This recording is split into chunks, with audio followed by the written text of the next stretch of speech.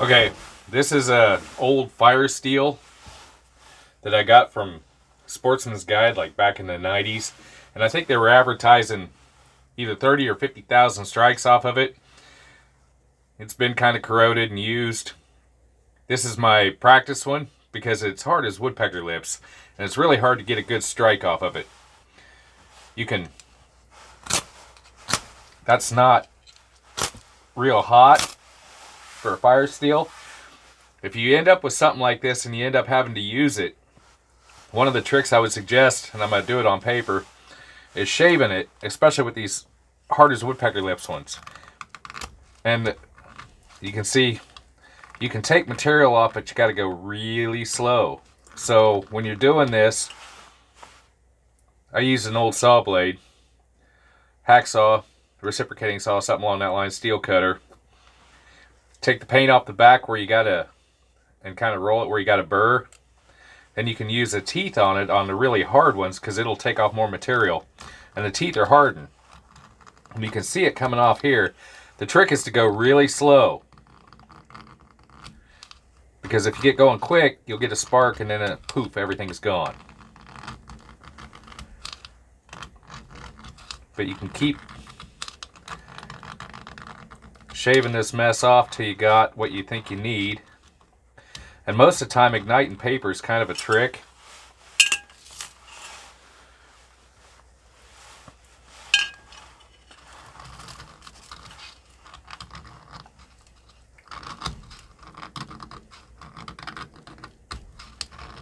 You can see how hard this is because I'm pushing pretty hard.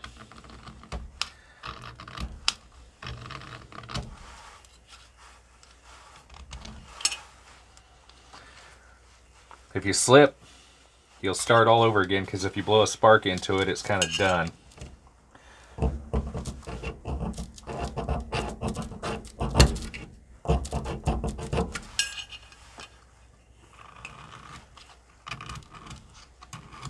You can see how hard that was because that flat, which was where I broke it, was pretty sharp. It didn't hardly want to take the top edges off. These teeth, since it's an old reciprocating saw blade for steel, are really hard. And it's still, I'm having some difficulty carving this off of here. There we go. And you get a pile like that, you can actually ignite paper like that. Usually getting paper lit is kind of difficult. But you can see it actually got it burning.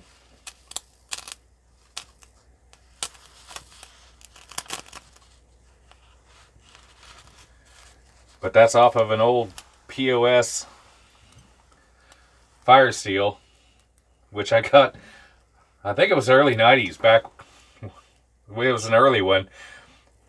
And it was from Sportsman's Guide. And like I said, it advertised, back then, I didn't realize it. I thought, like everybody else, oh, more strikes, better, it'll last longer. Okay, more strikes means you can't take off as much material. And it's the material that is burning, basically burning and molten, hitting your tinder or whatnot is what you want. So the more the better. So the softer rods are better.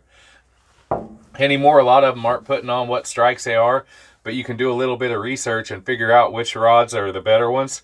They're usually, just as a hint, the cheaper ones are probably ones to stay away from. Your better ones, the ones I tend to like, are Pure Fire Tactical, and they make a mag rod fire steel combination that's pretty nice.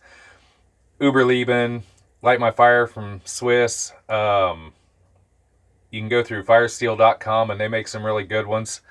That's just a few of the ones I like. There's several more in there that I probably didn't mention. But a little bit of research and you can figure out what you like. But that's the trick with a hard fire steel, because you will find these dumb things every now and again. This is just one I happen to have, and I'm trying to, I've just been playing with it to use it up. And I've been doing this for some number of years, and you can still tell it hasn't been massively used up yet, so that'll tell you how hard it is. I've got a fairly new Uberleben that's halfway gone, but that thing will blow fire like nobody's business.